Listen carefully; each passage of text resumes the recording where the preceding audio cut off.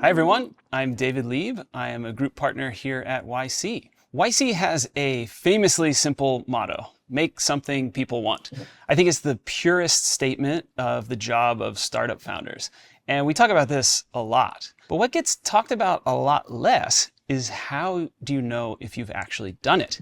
Did we make something people want?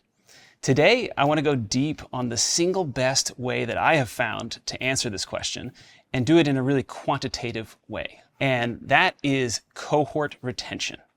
So high level, cohort retention is the idea of tracking what fraction of your new users keep using your product over time. Now, this isn't a new concept. There's actually a ton of content on the internet about cohort retention. It's even built into most analytics tools that you might be using. But I bet that you don't fully understand what it measures and how to interpret the numbers. And the reason I suspect that you don't understand it is that I didn't understand it in my startup until many, many years later, when it was nearly too late. I remember one specific moment. I was pitching a very prestigious VC firm for our Series A, and they asked me, "Hey, Dave, how's your cohort retention?" And I gave them a very hand-wavy answer. And then after the meeting, I went on my computer and I Googled cohort retention. And I realized that what I said must have made absolutely no sense. So I hope that I can save you that mistake here with this video. So before we dive in, quick background on me. I did YC back in the summer of 2009 with my startup Bump. Bump let you share contact information and photos with other people by just literally bumping your phones together. Bump was one of the first mobile apps to reach more than 100 million users, but it ultimately didn't work as a business. Thankfully, we did a few pivots into the photo sharing and photo management space, and ultimately were acquired by Google, where our last app, a photo management app, formed the basis for Google Photos, which I then worked on for nearly a decade.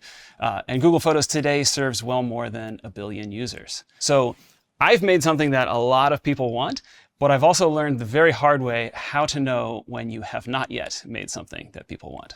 Okay, so the key insight, and the reason it's called cohort retention, is that we're going to track individual groups of new users, or cohorts, over time, instead of trying to look at the user base or all of your customers kind of mixed together and make some inferences from that. And this gives you a much better sense of how individual users continue to use your product over time or don't. So to do this, we have to define 3 things. First, how we are going to isolate the cohorts.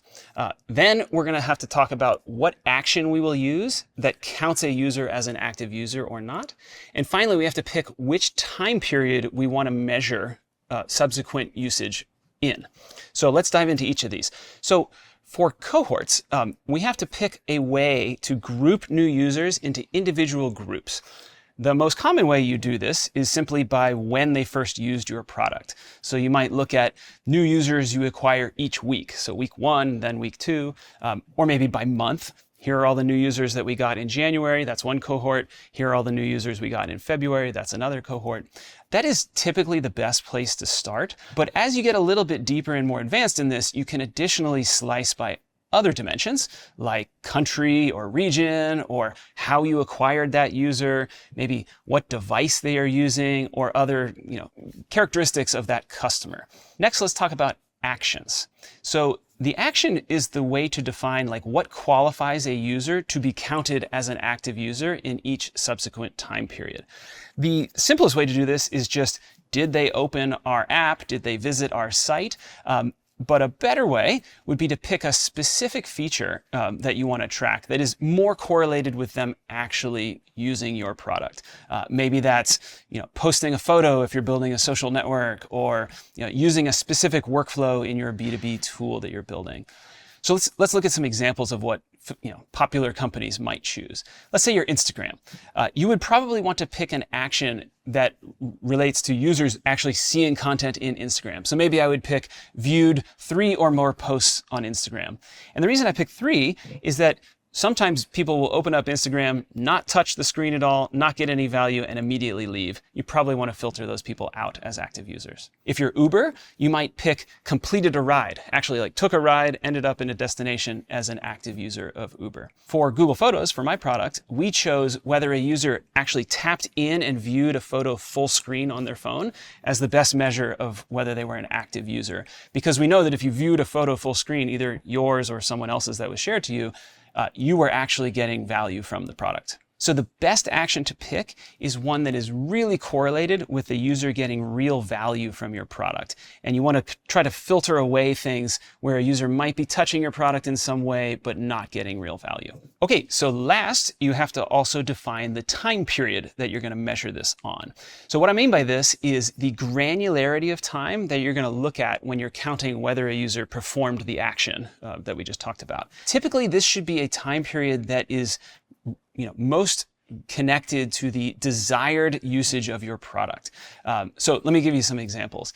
If you're building a social app or an entertainment app, maybe your Instagram or TikTok or YouTube, you probably intend for your user to use your product every day. So the time period in which we're going to measure the cohort retention should be daily. If you're building a utility product, maybe something like Google Photos or Uber, where you don't think a user would necessarily use it every single day, maybe weekly is a better time period to use.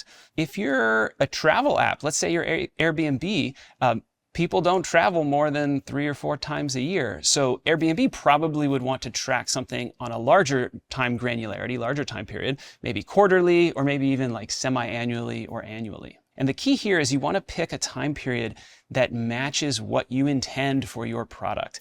And we can talk about ways that you might screw that up later on.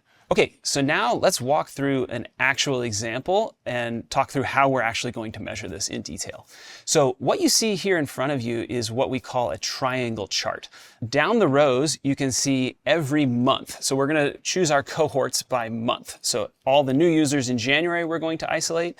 All the new users in February, we will isolate, and so on. And then what we're going to do is track those users in every subsequent month that happens. So in this first row and first column, you see that we had 12 new users in the month of January. And what we'll do now is look in February, 1 month later. How many of those 12 users came back and performed our action in the month of February? And we see that it's 6. And then we'll look in March, 2 months later, and see that we had 4 people come back in the month of March. The key here is that we're counting each person one time during that time period, regardless of whether they came back 1 time in the month or 10 times in the month. Each user gets counted 1 time. And you can also see, if we go to the next month, we actually get 5 people to come back from that original group of 12. So the key is this number can go up or down. It can never be bigger than the initial group in the first month of the cohort, because that's the total number of people we're going to look at. And then we'll do the same thing for February. So February, we had 27 new users, and in subsequent months now, you can see how many of them came back each month. I like to think about this as a party. Say you're having a party, you've got your room. When people come into the room, you kind of tag them. You give them like a little sticker that says what month they came to your party in. And so all the people that joined in January, we're going to put a January sticker on their shirt. All the people that came in February, we're going to put a February sticker.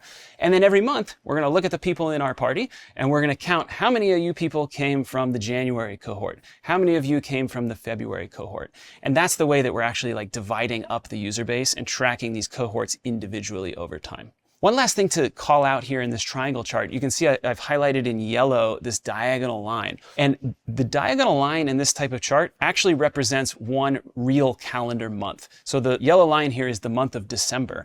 And so you can see all of the users that used our product in the month of December, where did they come from? Which cohort were they a part of initially? And you can see if you added up all the numbers along this diagonal, you would get the total number of users that used our product in December. So that's just an orientation of how we measure this, kind of on the ground. Now, these numbers are great, but what we actually care about is what the trends look like relative to the initial cohort size. So in this graph, we've just taken the previous one and divided by the initial cohort size to kind of normalize and get percentages. So you can see the first column, the initial month, it's 100% by definition. And then every subsequent month now we're measuring what fraction of the initial cohort returned during the month. So this is a great visualization. You can kind of see, if you look across the rows, how each of your cohorts performs over time, which we really care about. And you can also look down a column and look at all the rows in a column and see whether you are generally improving over time with each subsequent cohort, or if you're generally getting worse. But I think the best way to look at this is to actually take this chart and graph it as a line graph. And that's what you can see here. So this is typically what we look at when we're talking about looking at cohort retention curves. So every line on this graph is one of our cohorts. You know, the December cohort, the November cohort, the July cohort. The longest cohort, the one that started in January, has a full 11 months of data. And the newest cohorts, the ones that started in November and December, only have a couple data points at the top.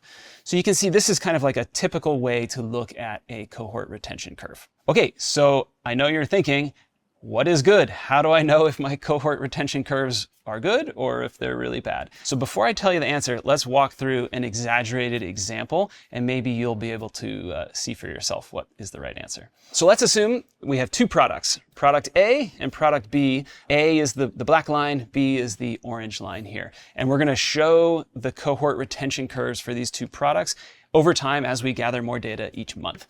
So at the beginning, you look at this, it sure looks like product A is the clear winner.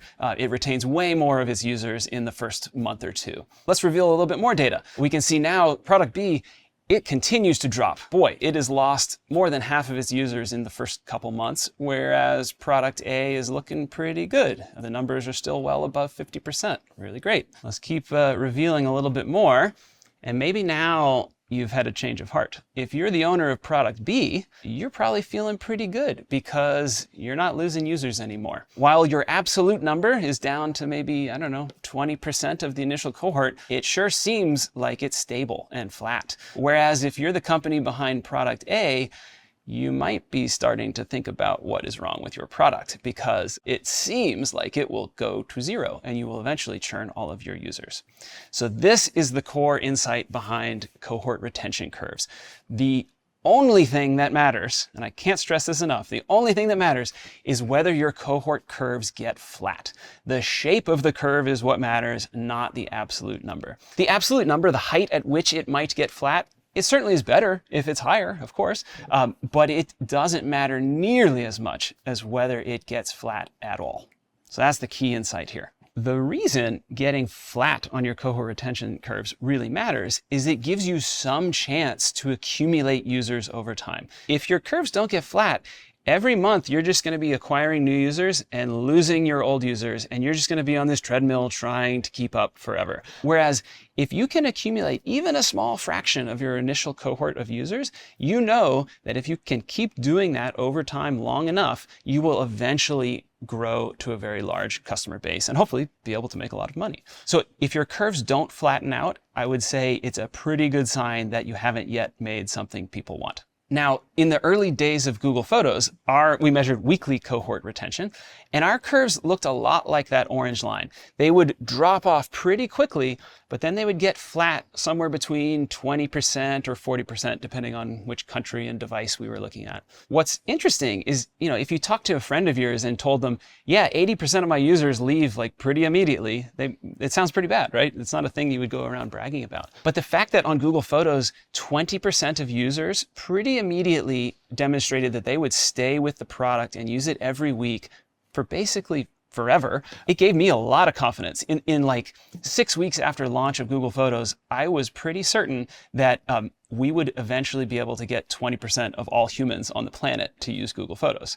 And turns out that's exactly what happened. 4 years later, we were well north of 1 billion users, is probably closing in on 2 billion users now. And so getting your cohort curves to be flat will also give you a lot of confidence as a founder that you can actually build this into a really big thing. So let's next talk about how you might fool yourself into thinking that your cohort retention is good when in fact it is not. And I am going to be speaking from experience. I have made every single one of these mistakes.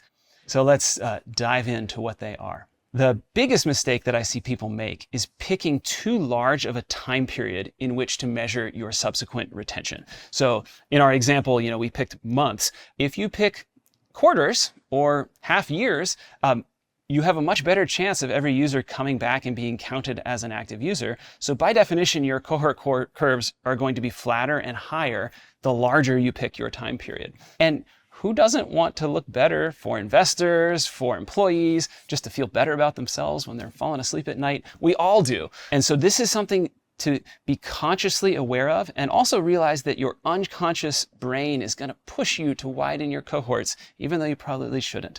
At Bump, this was a mistake I made. We would look at our weekly cohort retention curves because we thought that weekly was kind of the right period of time that users should be using Bump. And they were really bad. What we did practically was, well, we have some investor meetings coming up, so let's just widen the cohort to a month and let's see how they look there. And they looked better. And then we convinced ourselves, well, quarterly actually is a reasonable time to use our product. Let's increase our time period to once a quarter. And then the cohorts, looked really great. But we were fooling ourselves, right? Bump was not designed to be used once every quarter. It was designed to be used pretty frequently. And by expanding our cohort time period, we were just deluding ourselves about what actually was the state of our product. Another way to fool yourself in your cohort retention is picking too easy of an action. So we talked a little bit earlier about picking an action that is just a user opening your app or coming to your site. I would caution you against picking something that easy or that shallow in the usage of your product, because there's lots of ways to game that, and you will find yourself gaming your metrics once you start charting this stuff. A common example there is using notifications or other alerts to drive users to your product, kind of like inorganically maybe. And what you'll find is they'll get there and then they're going to leave immediately and not actually get value from your product. And you don't want to be counting that usage in your cohort retention curves because it will lead you astray. A great example I saw at Google when I first joined, Google was still working on its social network, Google+. And there was a point in time, I kid you not, that the active usage of Google+ was determined by whether a user saw in the top right corner of every Google product a little notification bell that would have a red notification if you had a Google Plus notification. Somebody added you as a friend, you had a new photo that got uploaded, something like that. And by doing that, it made the active user numbers really big, and so everybody felt good. But if you looked at the cohort retention, it was a lie. These were not active users. These were people who were in their Gmail and they happened to click on this little red bell to see what it is, and they got counted as an active user of Google+. So don't make mistakes like that. It's going to just lead to disaster. One counterintuitive thing here, I think a lot of people think, oh, I'll use the best measure of an action, which is whether the user is paying me dollars this month for my product. Of course, that's the best way to measure whether they're active. And counterintuitively, this is actually often not the case. Users first stop using your product, and then they stop paying you for your product. And I think we can all probably relate to this. I'm sure we each have, streaming services like Netflix or something else that we're probably paying for. And if you think about when the last time you watched a show on Netflix, it might be more than a month ago, but you probably haven't canceled. So I would be careful with using just is paying as your action.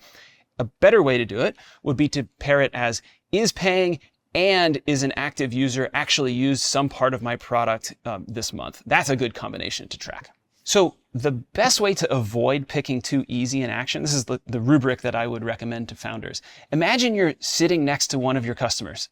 They're here at the table using your product. When you watch them use your product, what is the thing that's going through your head that helps you answer the question of whether that user is a good user of your product, that they're actually using it in the way that you intend? Whatever that answer is, I would recommend using that as the action in your cohort retention curves. So another common way to delude yourself when you're looking at your cohort retention curves is to look at a single point in time as opposed to the shape of the entire curve. This probably should seem obvious, but this is a thing that I hear from founders literally every single day. I might have a founder who comes to me and says, Dave, we're doing great. We have 80% week over week retention. And I scratch my head for a little bit and then I ask, which week? What is the 80%? What's the numerator and what's the denominator in that number? And almost always the founder doesn't know the answer to that question. In our example, we might look 1 or 2 months out and product A has 75% week 3 retention. Sounds great. But what you might want to ask is, well, what does week 4 retention look like? What about week 2? What's the trend line? And in our example, you would find that product A's retention is very much not flat. And so despite having a 75% week 3 retention, it's a product that is not doing well. Okay, finally, just a word of caution about using analytics tools or analytics suites. I think it's awesome that they all exist. I think it's awesome that they have retention and cohort retention graphs built in. But what I would caution you on is that often those graphs aren't measuring exactly what you think they are. I've seen cases where these tools aren't separating cohorts in the way that the founders think they are. Maybe they're measuring rolling retention over time as opposed to fully separating each cohort. Sometimes they do things like, this is a graph of whether a user has returned at all by a certain date, as opposed to whether a user returned during this specific time period. So what I would recommend for most founders is to actually build these cohort retention curves on your own using your logs via a script or in Google Sheets. Do that a little bit up front yourself to develop your own intuition about what's going on and how these are actually measured, and then compare it to what your analytics tool is doing. And if they exactly match up and you feel really confident, then by all means use the analytics tools. But too many times founders come to me and show me their dashboard, and I ask any questions about what those numbers actually represent, and they don't actually know. So don't be one of those people. When you're looking at cohort retention curves, you don't need to be looking at these multiple times per day. You don't need to look at them even every day. But I would recommend at least refreshing these graphs every week, every 2 weeks, because when things go south, you're going to want to know it really quickly. Far more likely what you will find is that your cohort retention is not good from the very beginning. And now we need to think about ways to improve it. So let's talk about that. So the most obvious way is to improve your product. Come up with new use cases. Maybe it should do something completely different. Maybe you need to speed up your product or reduce latency somewhere. Make the flows a lot simpler.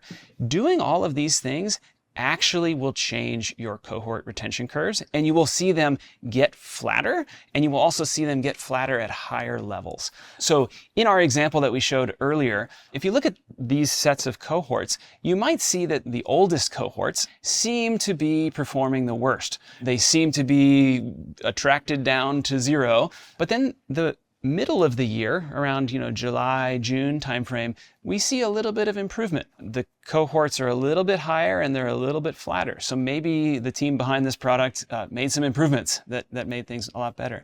And then the most recent cohorts, right, October, November, they seem to be flattening out a lot more, a lot sooner. So this is what you might see if you actually do make improvements to your product that are meaningful. So another way to improve your cohort curves is kind of the flip side of improving your product, is to acquire better users. I think this is a thing that a lot of founders don't think about. Often you've built a great product, but you're targeting it to the wrong type of customer. So you can actually improve your performance here by just acquiring users in a different way. This is something that I saw a lot at Google working on Google Photos. I remember at one point, some marketing exec high up decided that Google needed to target young people more. Like that was important for the company. And they did this big push on having marketing and advertising targeting Gen Z, the Gen Z audience. And so, the teams at Google are really good. They did a great job of bringing in a bunch of new young users to use Google Photos. But it turns out those cohorts had really bad retention. And it kind of makes sense. Like Google Photos is a tool to accumulate your life's memories and reminisce. And if you're a young person, you don't have that many life memories yet. And if you do, you probably aren't thinking much about like reminiscing on that moment 2 years ago or 1 year ago. You're probably out living your life being a young person. So this is an example of a mismatch between user acquisition, like who you're trying to get to use your product, and what your product actually does. And often this is the easiest way to improve the performance of your cohorts. So we talked earlier about when you're picking your cohorts, ways that you can slice your cohorts. I talked about by country or by device. This is a great way to try to improve your product and figure out like what's going on. So if you see that your cohort curves are not getting flat, one of the immediate next steps I might recommend is to try to slice those cohorts by different dimensions, by what country you're serving, what type of customer, whether it's a big company or a small company that you're targeting in your B2B tool. Divide it up by whatever attributes you think make sense. And what you might find is that some of those cohorts are very flat and perform really well, while others are really, really poor. And that would be a clue of where to start in terms of improving either your product or your user acquisition. Related to the idea of acquiring better users, another way to improve your cohorts is to improve the first user experience, the onboarding, the activation of customers that you get.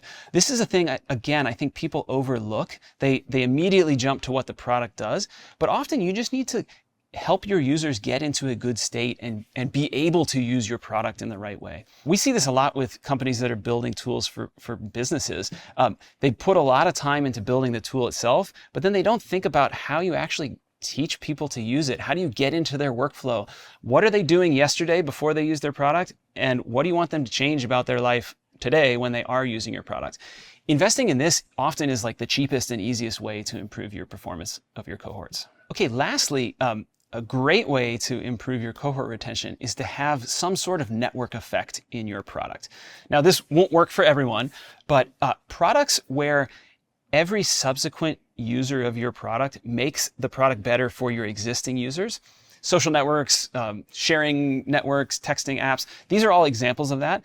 If you have a dynamic like that, where the more people who use it, the better it gets, you should see cohort improvement over time as that network grows and becomes more dense. So if you're building a product that has something like that, you might want to think about how could we focus on building good, dense networks around the users that we have, and you may find improvements to your cohorts. All right, finally, I want to talk a little bit about what is the holy grail? What does the best of the best look like here? And what I would say is that the best of the best is cohort curves that don't just get flat, but they actually go up over time. And you can do this from all of the techniques I just talked about, making your product better, targeting better customers. If you do this, you'll find that users of your product that are sticking with you actually will start using it more and more over time. And if you see that, if your cohort curves are getting flat and then increasing, and subsequent cohorts are getting better and better over time, you should be feeling really good. Okay. So hopefully now you have a pretty good idea of actually how to measure cohort retention curves and how to decide if what you see in those curves is good or bad. To conclude, I kind of want to tie this all together and see how it connects to building a really big company.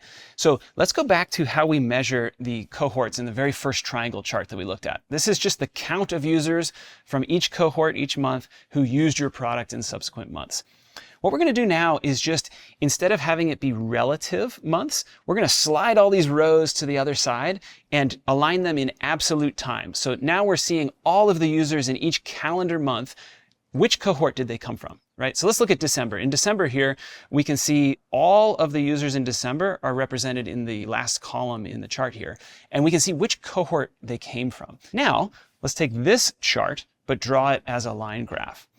And this is what we call a layer cake chart. For every month, this is the number of users you have of your product, active users of your product, but each of the layers of this cake represents which cohort they initially came from. So what you can see here is that if you look at the last month in December, we've now got almost 600 users of our product. It is not just users that we acquired recently in December or November. It's actually composed of all of the previous users who stuck with our product. And if you see a layer cake that looks like this, that's the top line is growing really nicely and it's composed of thick layers coming from old cohorts, this is like the most beautiful chart that you'll ever see in your startup. So if you see this, congratulations, you're off to the races. Okay, so this layer cake graph is hopefully the start of what could be a multi-billion-dollar company. And when we think about cohorts, the way I talk to founders about it is you obviously want to go talk to your users in person, hear what they're saying. This is the qualitative feedback that's going to actually give you insights about your product. A cohort retention curve isn't going to teach you what to change necessarily, but it might tell you whether you're on the right track and things are working or not. And what I would say is, if you look at your cohort retention curves and they don't get flat, the one thing you can be sure of is that you need to get out there, talk to your customers, understand what's going on, and hopefully make something that they want. So thank you so much for spending your time learning about cohorts with me. I wish for each of you a flat cohort retention curve in your future.